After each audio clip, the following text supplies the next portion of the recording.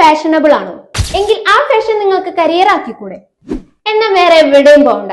Central government recognised certification provide ചെയ്യുന്ന ചിത്ര women's അക്കാദമിയിൽ join ചെയ്യൂ. സെന്റ് മേരീസ് ഓർത്തഡോക്സ് സിറിയൻ ദേവാലയത്തിൽ ഓർമ്മ പെരുന്നാളിന് കൊടിയേറി.